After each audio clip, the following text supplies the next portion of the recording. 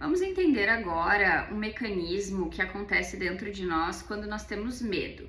Seja medo de uma nova escola, de uma nova situação profissional, de uma nova cidade, de um novo relacionamento, de um novo desafio que você vai se propor, seja passar num curso, passar numa prova, ir num lugar que você nunca foi sozinho, o medo de frequentar ambientes que hoje você acha que não são para você por causa da questão financeira e assim por diante. O medo, né? O que o medo causa no nosso cérebro, né?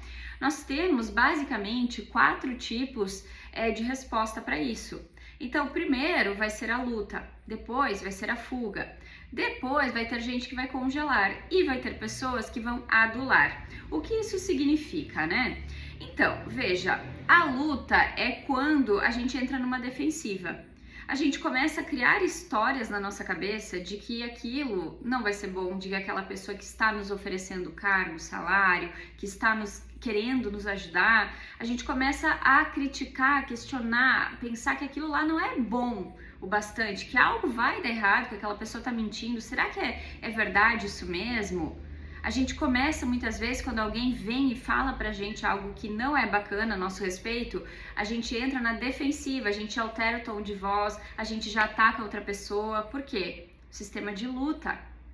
Eu não estou aceitando aquilo que eu vou receber, seja algo bom ou algo não tão bom. Eu estou entrando na luta, na guerra contra aquilo. Isso aí vai dar prejuízo, porque toda vez que a gente entra na luta, a maior parte das vezes nós associamos a emoção da raiva. Nós entramos num padrão de raiva, num padrão de explosão, de ira, num padrão de revolta. E depois vai abrindo dentro de nós outros gatilhos. Nós começamos a julgar a situação ou a pessoa que está nos falando aquilo, nos dando uma oportunidade. Nós começamos a criticar. Não, porque aquele professor lá que não é bom. Não, o problema é do meu chefe. Eu nem queria mesmo trabalhar naquela empresa lá, eu só ouço falar coisa ruim. Aí a gente começa a entrar ali numa justificativa, numa historinha conosco mesmo. E depois o que vem? A gente começa a se sentir culpado por isso. Só que daí o estrago já está feito. E aí vem a outra emoção, a tristeza. Então, esse mecanismo de luta, ele geralmente é o mais comum na maior parte das pessoas, né? E também é o mais fácil de nós percebermos e você perceber no seu cliente. Então, o exercício para você perceber em você mesmo, como futuro terapeuta, é: quais são as situações que me colocam em luta? Quando alguém critica algo meu, quando alguém fala uma coisa para mim e eu não concordo, quando eu estou diante de uma nova possibilidade, eu já fico criando cenários catastróficos na minha cabeça. Qual é o meu cenário de luta? Tá? Então você primeiro precisa analisar em você para depois você poder analisar nos outros. Qual que é o segundo cenário? A fuga. A fuga, ela é mais sutil e ela é mais aceita na sociedade, né? Então, beber, comer, dormir, né? Algumas pessoas, claro, usando drogas, algumas pessoas fugindo no seguinte sentido: vou limpar a casa. Vou agora aqui, sei lá, passear, eu vou assistir um seriado para espairecer, para relaxar, para isso, para aquilo. Mas é uma fuga. Eu não quero lidar muitas vezes ou com uma situação ruim que aconteceu ou está para acontecer, talvez um erro no trabalho, talvez uma discussão, uma situação que não está resolvida na família ou num relacionamento, talvez uma questão com os filhos, ou até uma coisa boa, algo que você sabe que se você fizer vai te levar para um outro nível, profissional, pessoal, um estudo, se dedicar a algo. O corpo físico é mais fácil a gente ir para a fuga, sempre é mais fácil. E a fuga é socialmente aceita. Ninguém vai te julgar se você estiver bebendo ou comendo para compensar aquilo que você não quer lidar, né? Aí depois nós temos o terceiro nível, que é o congelar. Aí você também vai prestar atenção ali na fuga, em que situações você está fugindo. O congelar, ele tem muito a ver com literalmente a pessoa ficar travada. Ela bloqueia na mente dela a luta e a fuga e ela literalmente congela. Esse congelamento na vida da pessoa às vezes leva anos e a pessoa acaba entrando numa apatia. E essa apatia, com o passar do tempo, vai gerar uma depressão, vai gerar uma tristeza profunda. É literalmente e não literalmente, ela empaca, ela para a vida dela em todos os sentidos. Ela para de se arrumar, ela começa muitas vezes a engordar, ela fica desleixada, seja homem ou seja mulher, ela para de ter interesses e fazer coisas que ela fazia anos atrás. Se ela gostava de ler, ela para. Se ela gostava de passear, ela para. Se ela gostava, sei lá, de tocar um instrumento, de fazer um esporte, ela para. Ela começa aos poucos, é sutil, mas o que vai acontecer depois, o resultado disso é muito catastrófico. Essa situação aqui, ela é até pior do que lutar ou fugir. Porque quando você luta, você pelo menos está colocando para fora. É ruim? É ruim, claro, né? A fuga é ruim, mas o congelamento ele é pior. Aí a pessoa acaba literalmente, não literalmente, empurrando tudo com a barriga. Ela vai estagnando nas relações pessoais dela. Então, se ela gostava de sair, ela já não sai mais. Ou se ela sai, ela fica apática. Ela não tem reação, ela não esboça, ela não tem emoção. Num relacionamento, ela não tem mais tesão, ela não tem mais vontade de tocar a pessoa, ela não é mais carinhosa. Tanto faz como tanto fez. O tipo de pessoa tanto faz como tanto fez. Se você é uma pessoa que tanto faz como tanto fez, se terminar, ai, tá bom. Se não terminar, tá bom. Ai, se eu continuar nessa empresa, tá bom. Se eu continuar na outra, tá bom. O morno é um problema na vida.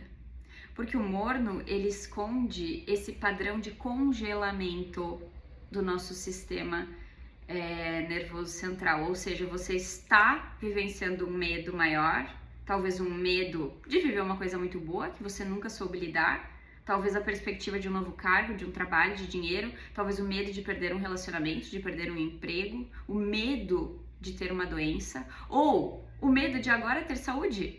Sim, porque talvez você passou a vida inteira sempre doente, então agora você não sabe lidar com a saúde.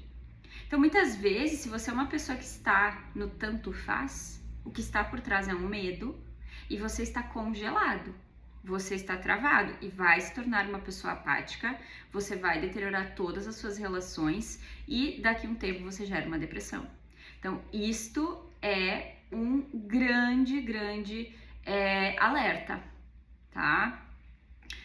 Então, este padrão de congelar, ele é um pouco mais difícil de ser percebido, porque ele é lento, ele é gradual. Talvez na sua vida você já experienciou uma fase da sua vida em que você estava entrando nisso, e talvez você entrou e ficou depressivo, tá? Então, isso aqui também é um ponto para você pensar que fase da minha vida eu fiquei congelado. E o último padrão é o adular, né? Então, assim, você não está sabendo lidar com aquele medo, né? Muitas vezes, o medo de uma traição, o medo de uma demissão, o medo lá de um julgamento da família, se você der tal passo, se você mudar a sua vida, que o cérebro da pessoa entende? Vou adular. Então, eu vou fazer tudo que a minha mãe pede porque eu tenho medo do julgamento dela.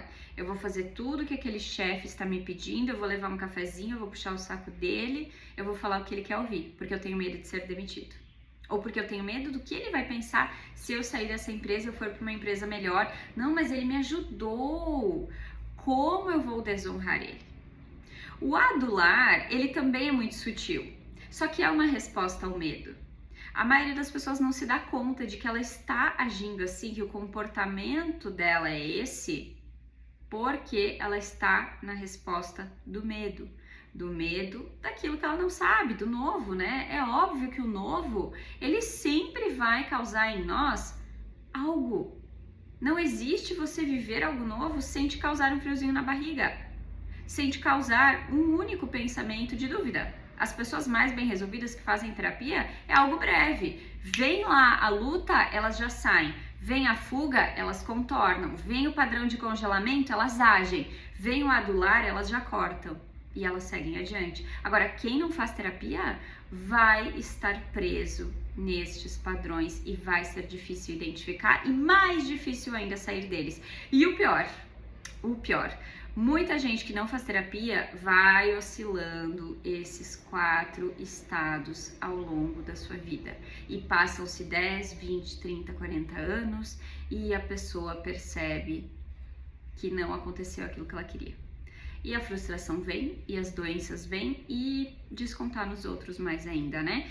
Que é o que a gente vê, a geração, né, assim, de idosos, de pessoas mais velhas, né? Talvez você já veja isso na sua família, de pessoas amarguradas, frustradas, que tudo para elas é um problema. Se tá chovendo é o problema, se tem sol é o problema. Se você respirou, é um problema. Se você não respirar, é um problema. Então a gente observa que não lidar com as nossas questões, não lidar com aquilo que a gente teme é muito mais prejudicial. Não lidar com o medo do desconhecido, com o medo do sucesso, com o medo das coisas ficarem boas, também é prejudicial. Então eu deixo aqui essa reflexão para você e que você possa passar esse vídeo adiante, que você possa olhar para sua história e principalmente que você possa se comprometer com o seu processo de cura. Faça terapia. Terapia não é bobagem. Terapia não é uma coisa supérflua. Terapia é autoconhecimento. Quando você se conhece, você corta os seus gatilhos negativos, você domina a sua mente, você domina suas emoções e você se torna uma pessoa melhor para quem você convive. Autoconhecimento significa acessar os sonhos de forma mais leve, mais fácil, co-criar a realidade.